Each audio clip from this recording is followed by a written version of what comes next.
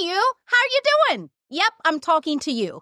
I need you to come on down to Pam and the Purple Couch podcast because we're going to come into part 2 of family gatherings.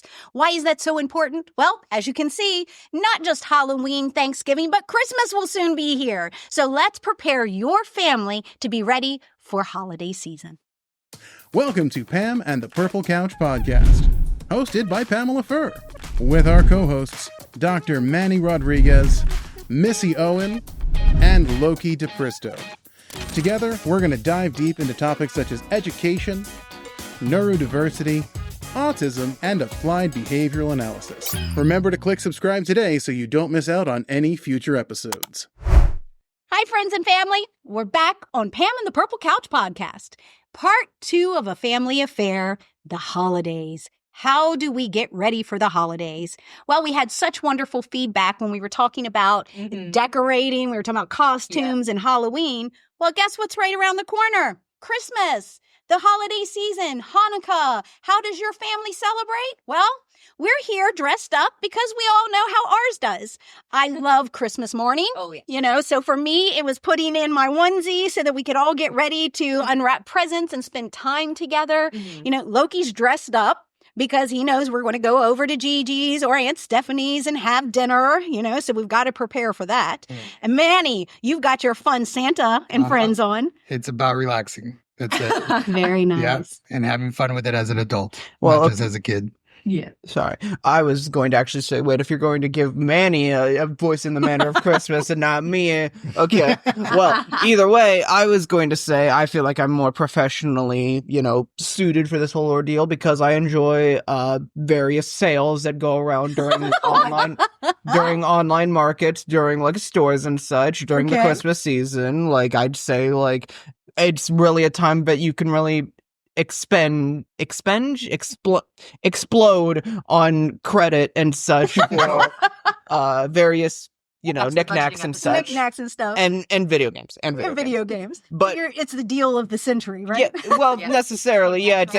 Listen, with December, you could always say, okay, at least something is 25% off. I mean, yeah, he's going for the deals and the discounts. I got that. Now, what about you, Missy? Talked about you and your holidays. What do you get excited for? So we kind of do a different thing every other year. So we pretty much one Christmas we'll go to my parents, and then the other one we fly up to New York with my in-laws. So that's always fun to kind of get to do the traveling thing. And then, it's New York in the Christmas time. So hit or miss if you do or don't see snow. Last time it was straight mud, 40s, rain, and typical upstate New York. So that was fun. So how did you prepare for that? Because we're going right into it, as Loki would like to say. Are we going to go right to the topic? Let's get right to the topic, Mom. So going into it, you're talking about snow and rain. And from Florida to New York, you've got a plane ride or you've got time in the car, depending on how you're doing that. We did the plane?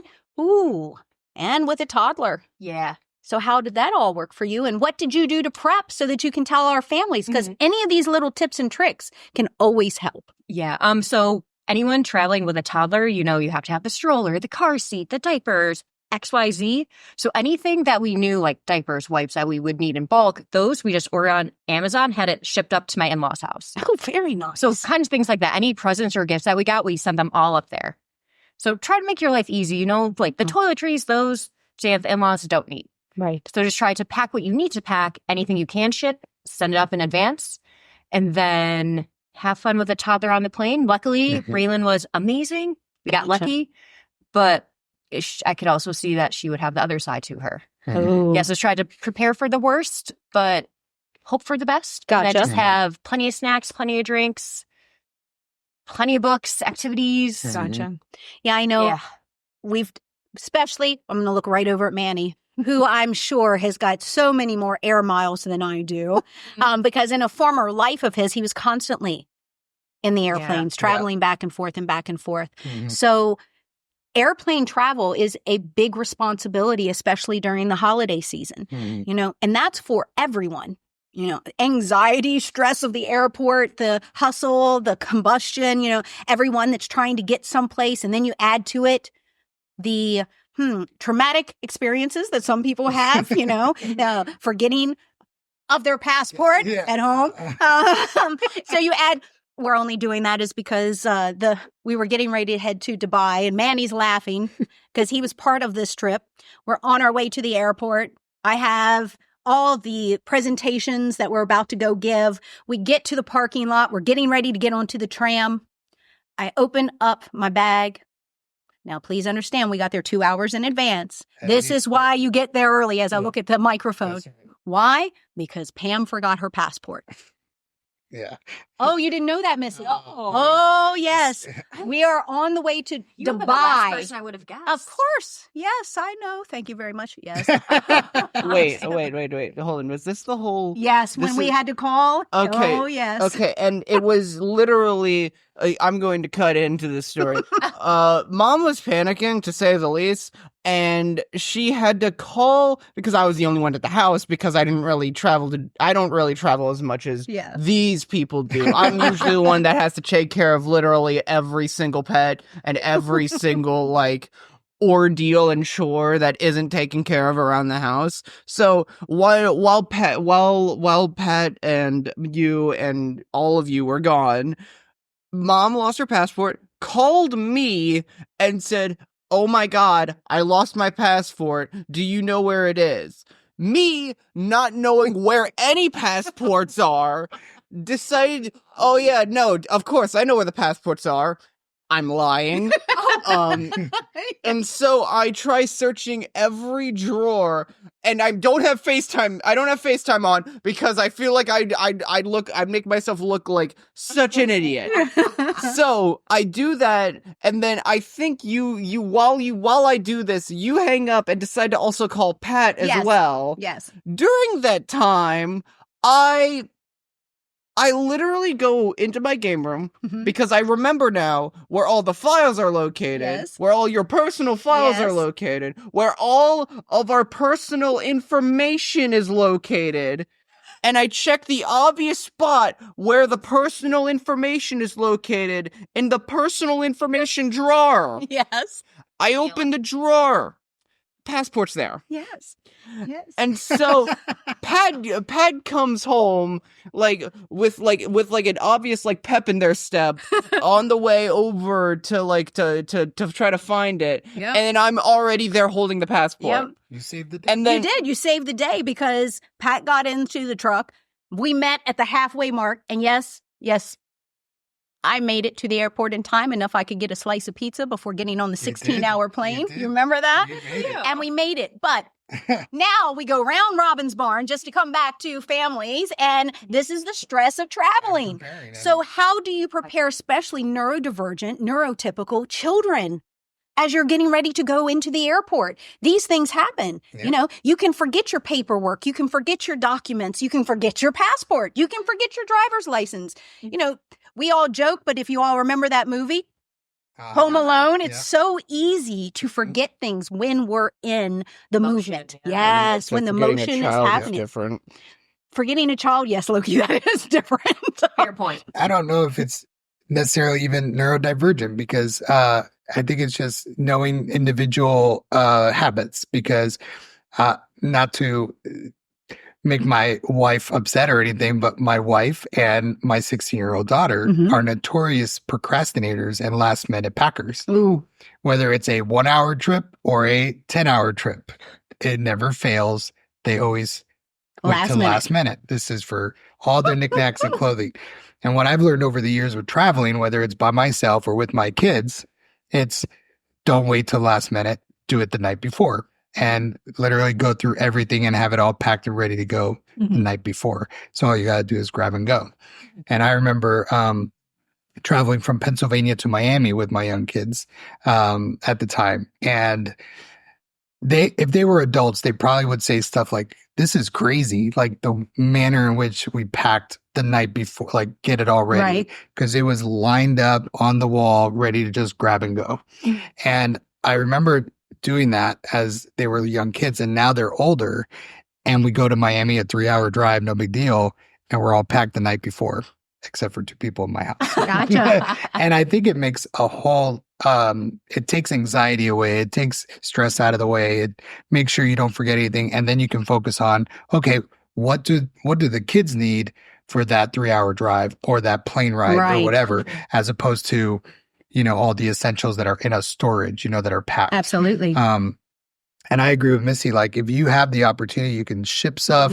Or in my case, like in Miami, which is a 3-hour drive, that's no big deal. My mom will actually purchase things like at the grocery store, and I'll send her money or something, and then that's all ready. So I don't have to worry about very nice. like That's a good food idea, and milk for the babies, the young Gotcha. kids. And I think that's important for families, whether it's neurodivergent or what have you. If you have a kid that has certain medical needs or certain dietary needs and things like that, if you can get that out of the way, out of your luggage, and it's already there for you. So I love that aspect, is especially foods. We have a lot of children that have our intolerances to different foods, and they have specific types of foods that are their preferences of choice.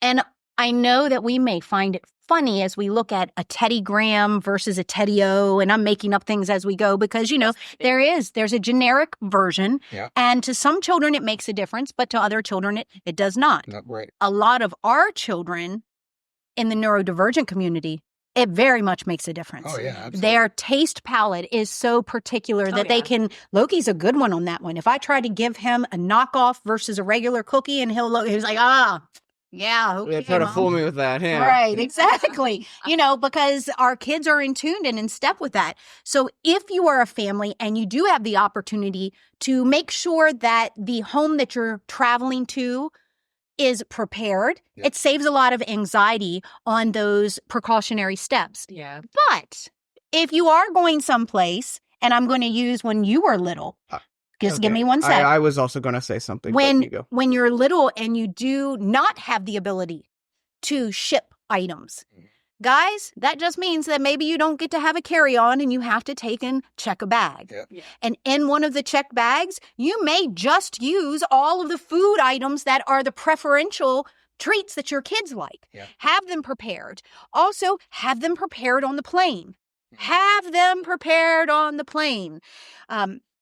Loki had a lot of food intolerances. Yeah. And when we traveled with him when he was younger, we made sure everything was packed. We did not trust any of the munchies in the Plane. airport, the plane, Yeah. nothing along those lines. Yeah. You needed to understand that you were going and make sure that you were self-sufficient. Yeah. Now, by doing that, that also gives you the confidence to relax a little into the trip. Yeah. Now, I have to play devil's advocate for your wife and your 16-year-old now, okay? Is because, and it's because I travel a lot. For a woman, and ladies, I'm advocating here for you, it is a little different to pack the night before because our toiletries we still need to use in the morning. Mm-hmm. Okay, so it's not like just a toothbrush and deodorant. We have other little things, and that's why you all love us so much. So those things I can see as a quick carry in the morning. Sure. But I do want to give your feminine side in that household a little encouragement there. We're going to give them some kudos because everything but the toiletries should be ready to go if that's how your household. Yeah. And the reason I want to talk about that is because I am a procrastinator, but that's normally the night before.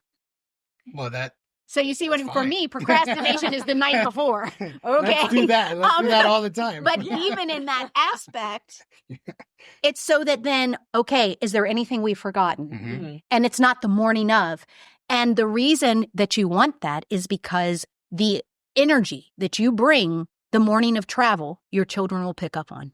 Mm-hmm. So if you wake up that morning and mom and dad and auntie and uncle were all very chaotic and everyone's rushing around and making sure we don't forget this and we don't forget that, And nothing, then then the child's gonna everything is shot. Yeah, because like And then you're a little bit of a sensory overload happens, and then you just sort of like the child's like sort of confused about the whole situation at hand, or what can, depending on the age grade, it doesn't even know like what the child's meant to do or how to help out in this situation. If it feels like if it's just standing around, and then it just sort of feels like it's doing nothing. Mhm. So at that point, like Yep. yeah, So we talk about travel, but I'm going to tune this to you. And this is kind of why I've been avoiding you speaking or blocking you, Loki, is Yeah. because the holidays in our house, mm-hmm. we have a large family back in West Virginia. Can I put my leg up as well? Yes, there you go. Because this is going to come right to you, sir. Christmas time in our home okay? Mm-hmm. You are the avoider, okay? Like many neurodivergent children, the family affair, you find your cell phone and you exclude yourself.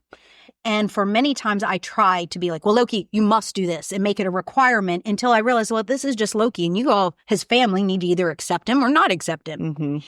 How can you explain to our other family members that you and I have an open dialect, but many families don't? Yeah. Okay.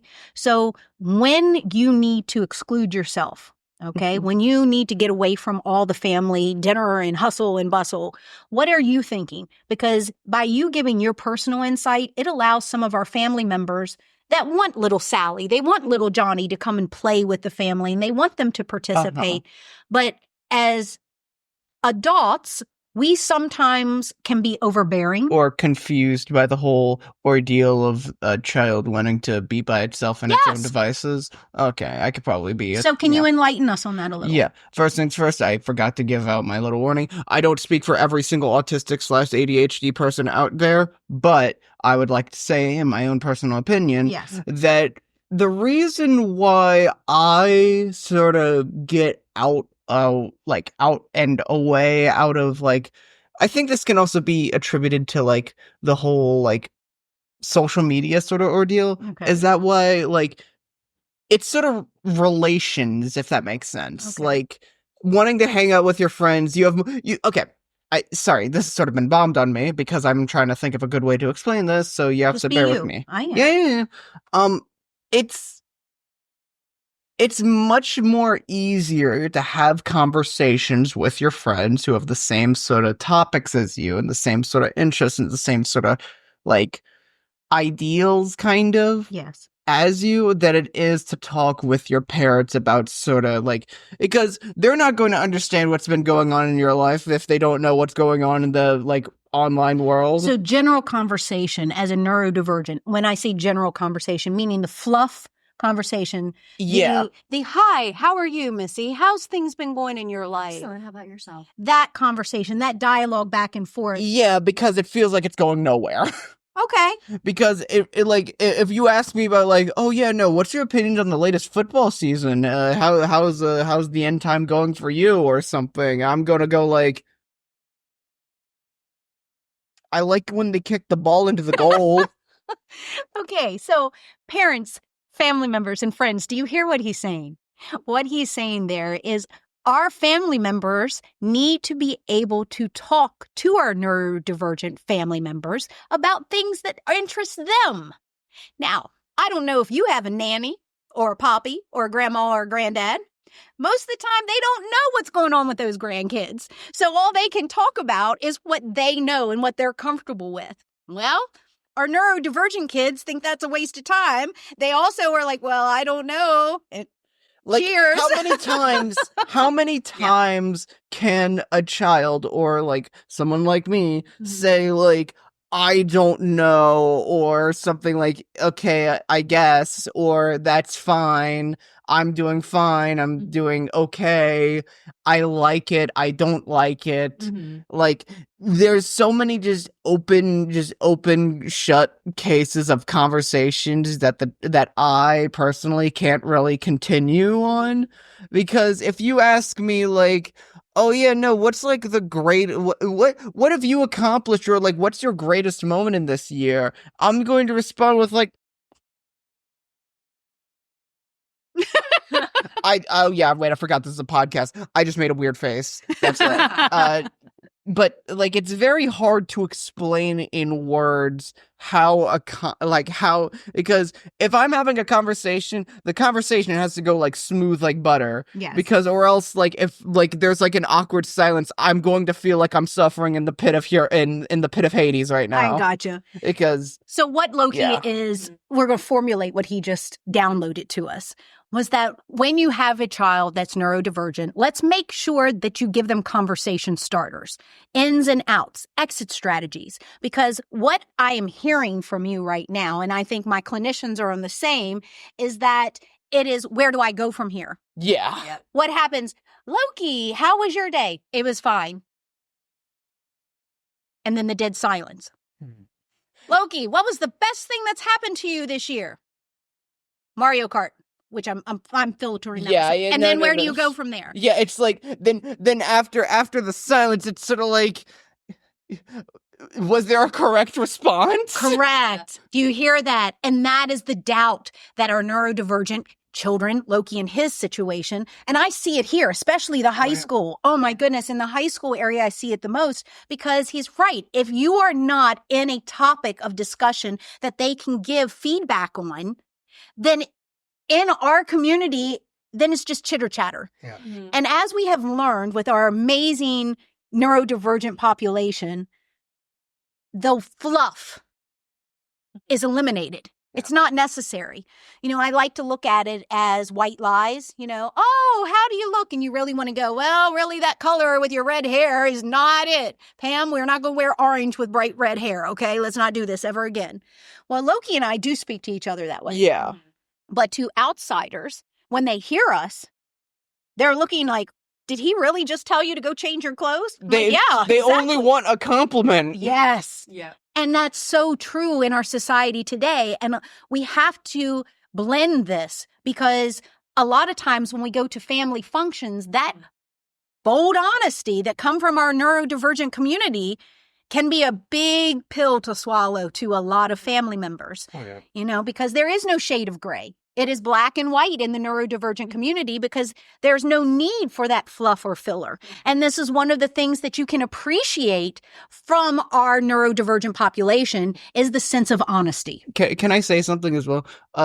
We're allowed to mention our editor, right, John? Oh, sure. Yes. Okay, sorry. John, is it okay I mentioned about the literal conversation we had today in the break room? Absolutely. Yeah, go ahead. Okay. So I was talking to John, okay? And John told me about like a whole like conversation that he had like a few days ago where a person asked him, "Oh, yeah, no, how has your day been?" And John said, "Well, to be honest, I'm not really doing that well, and honestly, I feel like kind of in the gutter right now." And John told me that person gave him the weirdest stare that he's ever seen because they were trying to expect like a compliment out Oh, or like a yes. say, "I'm great." Mhm. Yeah. But Like- that is exactly what we're talking about. And Yeah. how do we prepare for that? And these conversations are what you need to be having in your home with your children, with your cousins, aunts, brothers, sisters, your family, your community, before you put them in an environment where they're not prepared. Yeah. And that's a two-way. That's not just the neurodivergent person. That's also, hey, nanny, I just want to let you know, Loki is going to be as honest as possible. Honesty sometimes hurts. What are we going to do? We can go back to Jack Nicholson. You can't handle the truth. Yeah, some people can't. Right. But it is a real reality with our population, and you need to make sure that you are prepared for it. And do not shame the neurodivergent person for being honest. Mm. I have seen so many times where parents, because the child comes out and you get the shh or don't say that, don't do that. Oh, I can't believe he just said that. When it's like, well, he's just saying what you might have said behind closed doors, or she's just really expressing her true self. And so why are we going to put bad programming into our kids at that age to go ahead and tell them that that's okay? Yep. Yeah. We don't want that. Instead, we want to say, hey, Manny, I know that Loki's going to be here next week. I just want to let you know, just remember he's very honest. He's very honest in his approach. And, sometimes when there's a lot of loud noises going on, he just needs to isolate. It doesn't mean that he's not having a good time, but it just may be overwhelming for him. And I'd like to say, bringing it all back to Christmas and the whole like family gatherings and all of that. Yes. I feel like that is where we should have that whole situation like absolve into that, if that makes sense, because I wanted to wrap it back to Christmas. Because if I or like any autistic or ADHD kid is on their phone, it's them having their own Christmas gathering or conversations with their friends with like the stuff they like or the games they like or like just because again, this is sort of a reference over back to when we were talking about social media, but during like the end of the year, we do like say like, hey, I've been unironically having a great time with you, and I'm glad that we've been friends for so long and after all these years, and I'm glad that after all this time, I'm still having great experiences with all my friends. Wonderful. And I feel like that's also a thing that just should be noted and just... So what you're saying is our parents and our caregivers that have family members that are neurodivergent need to understand that during the holiday season that they're also going to be celebrating with their online community as well. Yeah. So I think the biggest thing that we can take away from this episode and the one previous talking about, characters and family fun is all about preparation. Yep. We always just want our families and our community to be prepared. And by being prepared means we have to have hard conversations sometimes and just communicate. Communicate with honesty, love, and respect. I think that's what we need to wrap up with the episode and let our families know. Be respectful, come in love, and then show that communication to all of your family members. Because as we teach and educate and inspire people, then we can share this knowledge worldwide. So guys, from Pam and the Purple Couch, on this holiday season, we want to wish you and yours a very, very wonderful end of 2024. We'll see you in 2025.